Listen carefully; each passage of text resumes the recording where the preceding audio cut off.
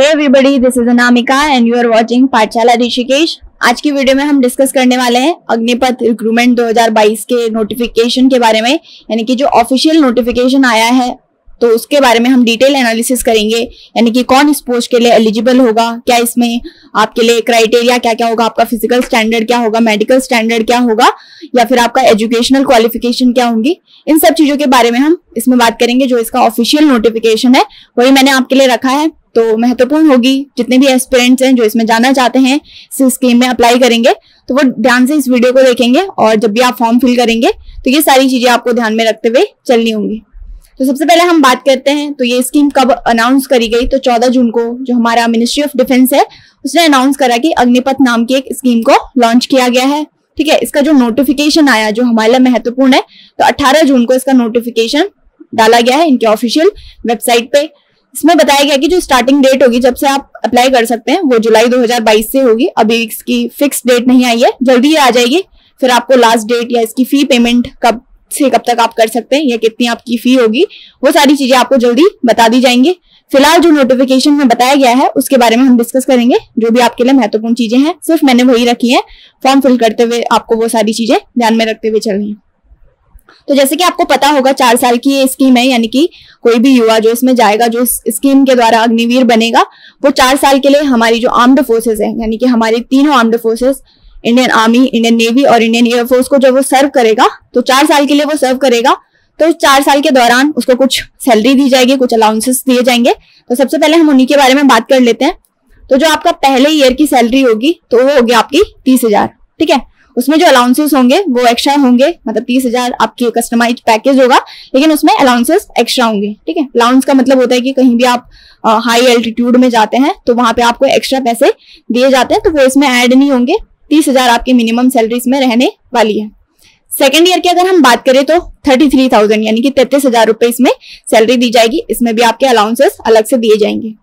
तीसरे साल की सैलरी की बात करें तो इसमें 36,500 आपकी सैलरी होगी और एक्स्ट्रा अलाउंसेस इसमें दिए जाएंगे। और चौथा साल यानी कि जो आखिरी साल होगा उसमें आपकी सैलरी होगी 40,000 और एक्स्ट्रा अलाउंसेस इसमें अलग से होंगे। तो ये 4 साल की जो सैलरी का पैकेज जो दिया गया है मिनिस्ट्री ऑफ डिफेंस के द्वारा, वो मैंने आपको बता दिया है। इस तरीके से आपकी सैलरी डिवाइड होगी। इसके बाद क्या होगा, जब आपका 4 साल की सर्विस हो जाएगी तो आपको डिस्चार्ज कर दिया जाएगा, यानी कि आप बाहर निकल जाएंगे आर्मी से।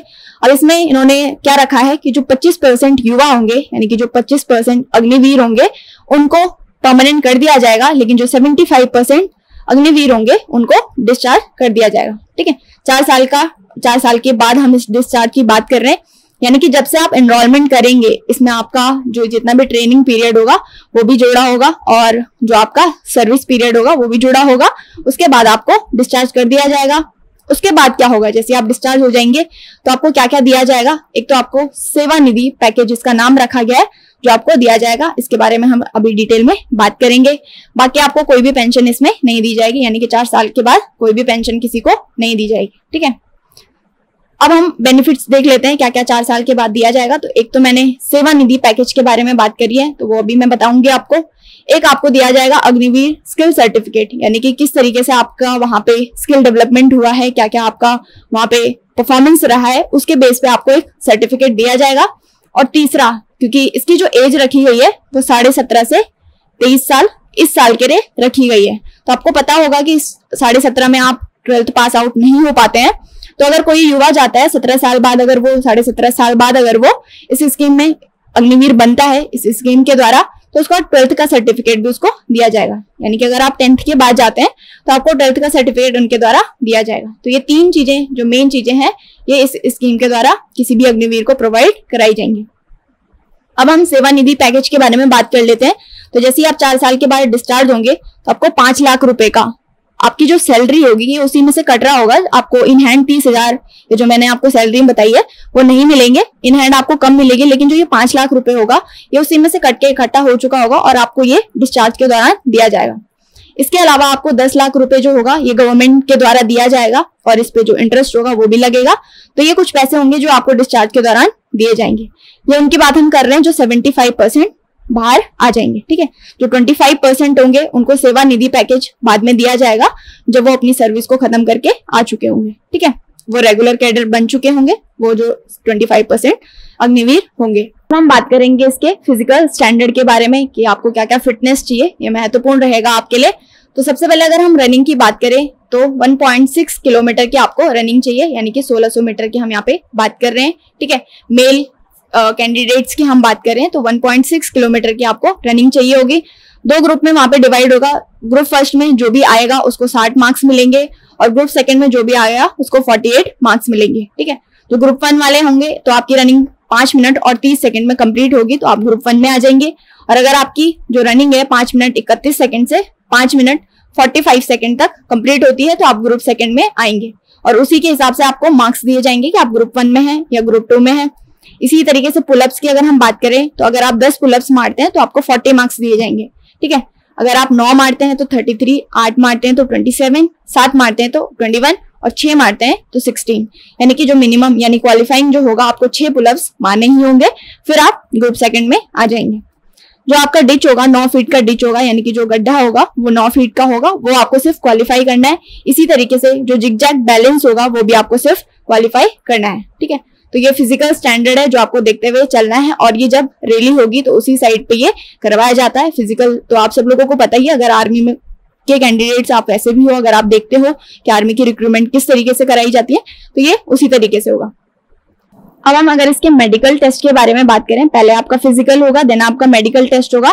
तो मेडिकल टेस्ट में क्या होगा कि जो भी अनफिट कैंडिडेट होंगे पहले आपको देखा जाएगा कि आपका आई विजिबिलिटी सही है, बहुत सारे जो मेडिकल इनके पैरामीटर है वो देखे जाएंगे। फिर अगर आप अनफिट होते हैं तो आपको 5 दिन के अंदर अंदर मिलिट्री हॉस्पिटल जो भी उनके द्वारा प्रोवाइड करा जाएगा, आपको वहां जाना होगा और उस मिलिट्री हॉस्पिटल में 14 दिन के अंदर अंदर आपको देखा जाएगा कि आप फिट हैं या नहीं है। अगर नहीं है तो किस तरीके से नहीं है, तो वो 14 दिन के अंदर अंदर वो आपको सही करके जो भी आपका एग्जाम होगा उसको कंप्लीट करके आपको भेज देंगे, ठीक है। अब मेडिकल टेस्ट हो जाएगा, उसके बाद आपका रिटर्न टेस्ट होगा जिसको CE बोला जाता है, यानी कि कॉमन एंट्रेंस एग्जामिनेशन, वो आपका रिटर्न टेस्ट जो होता है। फिर उसके बाद आपका रिटर्न टेस्ट करवाया जाएगा, ठीक है। अब इसमें ही हम हाइट भी देख लेते हैं अपने फिजिकल स्टैंडर्ड में। तो जो मेल के लिए हाइट रखी गई है वो 157 सेंटीमीटर्स रखी गई है, और जो फीमेल के लिए हाइट रखी गई है वो 152 सेंटीमीटर्स रखी गई है। यानी कि इस जो स्कीम है इसमें फीमेल कैंडिडेट भी होंगी, लेकिन वो सिर्फ हमारी जो 2 फोर्सेस हैं, यानी कि जो हमारी नेवी और हमारी एयरफोर्स, ठीक है, इंडिया यानी कि इंडियन एयरफोर्स, इन सिर्फ 2 फोर्सेस में फीमेल को जगह दी जाएगी। मतलब आर्मी में फीमेल के लिए वैकेंसीज नहीं है, सिर्फ मेल के लिए आर्मी में वैकेंसीज होंगी। विजुअल स्टैंडर्ड की बात करें तो जो बेटर आईज होंगी वो 6/6 होंगी, जो वर्स आई होंगी वो 6/9 होंगी, जो अगेन जो विद ग्लासेस और विदाउट ग्लासेस ये दी गई है, ठीक है। जो विद ग्लासेस होंगी वो 6/6 बेटर आईज होंगी, और जो वर्स आई होंगी वो 6/6 आपकी वर्स आई हो जाएंगी, ठीक है। ये हमने मिनिमम जो आपको हाइट या जो आपको फिजिकल स्टैंडर्ड है उसके बारे में हम बात कर रहे हैं। अब इसी में रिलैक्सेशन भी दिया जाएगा, तो आप रिलैक्सेशन भी देख सकते हैं। अगर आप किसी भी कैटेगरी में आते हैं तो आपको कितने सेंटीमीटर हाइट में रिलैक्सेशन इसमें दिया जाएगा, ठीक है। और जो आपका वेट होगा वो आपका हाइट के हिसाब से मेजर करा जाएगा, तो ये चीज भी आप देख लेंगे। और इसमें सबसे महत्वपूर्ण आपको क्या है, जो आपका एज है, एज क्राइटेरिया, वो 1 अक्टूबर 2022 से आपके एज को कैलकुलेट करा जाएगा। तो उसी हिसाब से आप कैलकुलेट करके देखेंगे कि आप इस एज क्राइटेरिया में आते भी हैं या नहीं आते, तो इसको आप कंसिडर करके डेट को कैलकुलेट करेंगे। अब जब ये सब प्रोसीजर हो जाएंगे, मतलब ये सब तो आप घर पे देखेंगे, अब आपको जाना क्या है, रैली में अगर आपको जाना है फिजिकल स्टैंडर्ड पे, तो वहां पे आपको क्या क्या लेके जाना है, ये सबसे महत्वपूर्ण है। ये सारे डॉक्यूमेंट्स आपको जरूर लेके वहां पे जाने हैं। पहला तो आपको एडमिट कार्ड इशू करवाया जाएगा, वो आपको तब इशू करवाया जाएगा जब आप फॉर्म फिल करते हैं। सेकंड, आपको क्या ले जाना है, फोटोग्राफ्स आपको ले जाने हैं अपनी, जितनी भी 20 फोटो कॉपीज इन्होंने मांगी है, यानी कि 20 आपको फोटो ले जानी है अपनी। कलर्ड वो होनी चाहिए और क्लीन शेव में होनी चाहिए, या फिर आपका जो एक और शर्त रखी गई है कि 3 महीने से पुरानी वो फोटोज नहीं होनी चाहिए। क्लीन शेव इसमें रखा गया है कि जो सिक है उनके अलावा सबको क्लीन शेप में इसमें आना है, और कलर्ड आपके पास फोटोग्राफ्स होनी चाहिए। तीसरा, आपका एजुकेशनल सर्टिफिकेट इसमें जरूरी होगा, यानी कि आपने 10th करी है, आपने 8th करी है, ये आपका एजुकेशनल सर्टिफिकेट में आ जाएगा। चौथा, इसमें आपको डोमिसाइल सर्टिफिकेट चाहिए होगा, कहाँ के आप निवासी हैं उसको डोमिसाइल सर्टिफिकेट बोला जाता है। पांचवा, स्कूल कैरेक्टर सर्टिफिकेट इसमें चाहिए होगा, यानी स्कूल के द्वारा जो हमें CC दिया जाता है वो भी इसमें जरूरी है। और एक आपका CC दूसरा लगेगा जो कि विलेज पंचायत, विलेज जो सरपंच है उसके द्वारा इशू करवाया जाएगा, तो वो सर्टिफिकेट भी आपका लगेगा, जिसको भी कैरेक्टर सर्टिफिकेट बोला जाएगा। और ये आपके जो भी डॉक्यूमेंट्स होंगे ये आपके 6 महीने से पुराने नहीं होने चाहिए। यानी कि अगर आप विलेज सरपंच से ये इशू करवाते हैं तो वो 6 महीने से पुराने आपके नहीं होने चाहिए। फिर आपको अनमेरिड सर्टिफिकेट चाहिए होगा, ये सिर्फ उन कैंडिडेट को चाहिए होगा जो कि 21 साल से छोटे होंगे, ठीक है। और ये भी अगेन आपका 6 महीने से पुराना नहीं होना चाहिए और विलेज सरपंच के द्वारा ये भी इशू करवाया जाएगा। अगला आपका एनसीसी या आपके पास कोई भी स्पोर्ट्स सर्टिफिकेट है वो भी लगेगा, क्योंकि उसके द्वारा आपका जो सीई होगा, जो आपका रिटन टेस्ट होगा, उसमें आपको रिलैक्सेशन मिलेगा मार्क्स में। तो आपके पास ए सर्टिफिकेट है, बी सर्टिफिकेट है, सी एनसीसी का जो भी सर्टिफिकेट है वो भी आपको लगेगा। और अदर आपके पास कोई भी स्पोर्ट्स सर्टिफिकेट है तो वो भी लगेगा। इसी तरीके से रिलीजन या कास्ट सर्टिफिकेट भी आपको लेके हुए चलना है, ठीक है।